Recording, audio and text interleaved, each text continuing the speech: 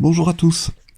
Alors, je voulais faire une vidéo d'information aujourd'hui avec quelques sujets qui m'intéressent particulièrement. Le premier, c'est l'achat d'une roue de secours. Ensuite, je vais parler notamment de la Ford Mach-E et aussi de la Volkswagen ID.3 qui apparemment a pas mal de soucis. Alors, le premier sujet, c'est donc, comme vous le savez, je suis assez parano au niveau de la crevaison, donc j'ai eu un commentaire d'un abonné qui m'a donné un lien pour une commande d'une roue de secours. Alors j'ai regardé le site. Alors c'est intéressant, hein, on a un pack, une jante et une roue de 18 pouces mais en 135 de large, avec le cric, la croix entre guillemets pour desserrer les boulons, etc. Apparemment c'est compatible quel que soit le modèle de modèle 3, donc ça m'a un peu perturbé entre guillemets, sachant que quand on a des jantes soit de 18 à 20 pouces, je me suis demandé quand même comment c'était possible. Alors j'ai regardé sur la taille des pneus pour une 18 pouces, effectivement c'est très similaire. Avec mes roues actuelles, j'ai un diamètre de 66,9 cm et un périmètre de 2,1 m. Et avec ce pack, on est très près, je crois qu'il y a même pas 1 mm de différence en diamètre et quelques millimètres de différence en périmètre. Donc, a priori, je pense pas qu'il y ait un grand impact quand on roule. Le différentiel doit jouer son rôle et quand on a des pneus qui sont pas gonflés exactement pareil, je pense que la différence reste minible. Par contre, gros souci, ça rentre pas dans le frunk ou dans le dessous de coffre. Et le prix, vous voyez, si on se le fait envoyer en Europe, c'est environ 600 $ si on prend le kit en entier, plus le sac de rangement. Alors si on regarde pour acheter un pneu plus une jante, pneu été, standard, Michelin comme le mien, ça revient à peu près à 250 € pour une jante et un pneu. Donc, est-ce que ça vaut vraiment le coup de dépenser 500 €, bon, sachant qu'il y a quand même le cric, etc. pour lever la voiture? La question se pose. Alors le deuxième point dont je voulais parler aussi, que je trouve intéressant, c'est que sur Driver Tesla Driver, la chaîne YouTube, ils ont comparé, entre guillemets, une Tesla Model S avec le hardware 2.5 avec une Model 3 hardware 3.0.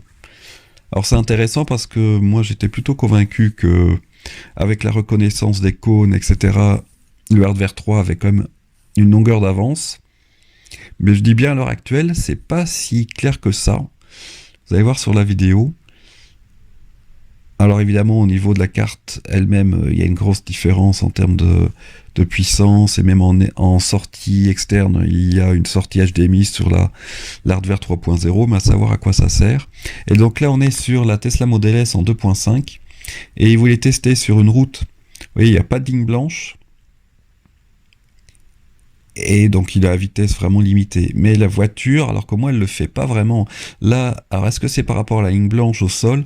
Elle se met bien à droite, et d'après lui, la voiture prendrait bien en compte des cônes. Donc on peut vraiment se poser la question, même s'ils n'apparaissent pas sur l'écran, car c'est pas le hardware 3.0. Là, il n'y a plus vraiment de ligne blanche, et la voiture quand même continue dans sa voie, entre guillemets, évite les cônes sans problème. Et là, vous voyez aussi, on voit qu'elle va prendre à gauche. Alors, il y a une ligne blanche aussi qui apparaît au sol. Mais c'est vraiment intéressant car je ne sais pas si la Model 3, la mienne, aurait réagi de la même façon, dans les mêmes circonstances. Donc, je peux vous recommander ce site YouTube. Vraiment, c'est intéressant pour tous ceux qui veulent approfondir plus les modes de conduite des différentes Tesla. Troisième point, c'est une comparaison entre une Model S, si je me souviens bien, et la Porsche Taycan et la Ford Mach-E sur un trajet aux États-Unis. Alors j'ai commencé à m'intéresser à la Ford Mach-E car je pense que déjà les réservations sont complètes en Europe, d'après ce que j'ai vu sur le site, donc on peut plus la réserver. Réservation close, donc déjà un grand succès, entre guillemets, ça dépend du nombre de voitures disponibles. L'intérieur, bon bah moi ça me rappelle quelque chose, hein. On peut pas dire que l'écran central corresponde pas à ce qu'on a dans la Model 3 notamment, et avec ce design aussi très épuré. Deux versions, dont une 4 roues motrices à partir de 56 500 €. Livraison prévue fin 2020.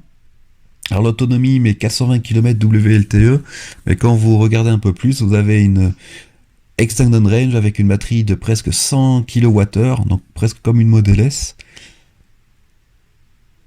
Des performances qui seront sûrement très bonnes, hein, quasiment 350 chevaux, un très bon couple. Mais un prix, si j'ai rajouté le pack avec la conduite entre guillemets autonome plus les sons Bose, on est à 68 000 €. Donc, ça va être intéressant de voir comment va se vendre cette voiture. C'est clairement une concurrente de la Model Y, voire de la Model 3. Le troisième point, c'est donc cette comparaison aux États-Unis entre une Model S Long Range, Porsche Taycan et la Ford Mach-E en termes de temps, de parcours et de coût. Alors là, vous voyez que le coût est nettement plus cher pour la Ford Mach-E par rapport à la Porsche ou la Model S. Le temps de chargement aussi. Et le temps total de conduite, évidemment, est nettement plus élevé aussi pour la Mach-E et la Taycan. Alors ça dépend évidemment de la vitesse de charge, mais aussi où se trouvent les chargeurs et les SUC, évidemment, à l'heure actuelle de Tesla. Pour un tel trajet, a priori, sont mieux disposés que les chargeurs, on va dire, pour la Porsche et la Ford. Alors là, vous voyez le coût total, où la Ford Mach-E est vraiment nettement supérieure. Alors ça dépend évidemment des solutions de recharge, des abonnements, etc. Je ne suis pas l'expert aux États-Unis, mais là on voit vraiment la différence et l'avantage clairement que Tesla a en termes d'infrastructure de recharge. Et donc ils ont fait la comparaison avec ABRP. Là juste entre Denver et Hawthorne, à Los Angeles, vous voyez ça prend 15h22 avec la Tesla Model S et 2h31 de charge pour 1035 miles quand même, ça fait une belle distance. Et là on a 19h46 avec la Porsche. Le temps de charge par contre est plutôt similaire, mais par contre comme il faut multiplier les temps de charge, soit parce que l'autonomie est moindre, soit parce que la route n'est pas optimisée, et ben à la fin du parcours, ça fait beaucoup plus long. Et avec la Ford Mach-E, alors 3 heures de temps de charge, c'est encore plus long, et 17h42 de trajet. Voilà, donc on voit que la voiture ne fait pas tout. L'infrastructure de superchargeurs au sein d'un pays, c'est vraiment très important, surtout aux États-Unis où on voyage quand même. On utilise beaucoup plus sa voiture qu'en France, où on fait des petits trajets pour aller au travail. Là, ça fait quand même une grande différence aux États-Unis. Mais ça va m'intéresser quand même de voir les ventes de cette Mach-E. Et le troisième point que je voulais parler, c'est Volkswagen et l'ID3. Là, j'ai juste lu ça ce matin. Comme quoi, c'est ce que je disais déjà dans une précédente vidéo, Tesla, c'est d'abord plus une société informatique de développement de logiciels que de développement de voitures au départ. Et là, on voit bien le problème pour Volkswagen par rapport à l'ID3, qu'on a un constructeur classique de voitures, et l'électronique embarquée souvent est sous-traitée, et quand il faut tout reprendre en main et tout développer soi-même, c'est très compliqué pour une voiture électrique. Alors on ne sait pas exactement quels sont les bugs, mais a priori il y a 300 bugs par jour, c'est énorme. Est-ce que c'est par rapport à la recharge elle-même, la dépense énergétique de la voiture en roulant, la conduite entre guillemets automatique? On ne sait pas trop, mais bon, c'est clair ça.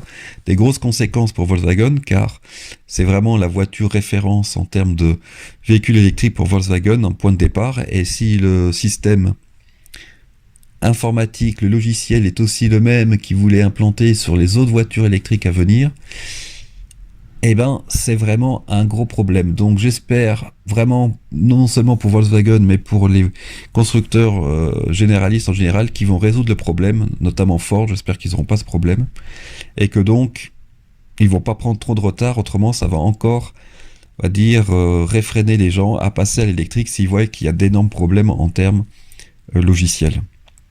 Et enfin, le dernier point dont je voulais parler avec vous, et je voulais avoir votre avis, c'est qu'on m'a envoyé un mail pour tester une solution, vous savez, de stickers à mettre sur la console centrale. Alors je voulais avoir votre avis, j'ai pas trop d'idées. Bon, après ça coûte 25 $, ils offrent un kit en plus que je pourrais vous offrir. Alors je peux soit juste déballer le carton ou le tester, je sais pas trop. Donc c'est pas trop mon idée a priori de tester, de faire des démarches comme ça, mais pourquoi pas. En tout cas, je voulais avoir votre avis. Et c'est sympa d'avoir de tels mails, ça veut dire que la chaîne commence à avoir une audience.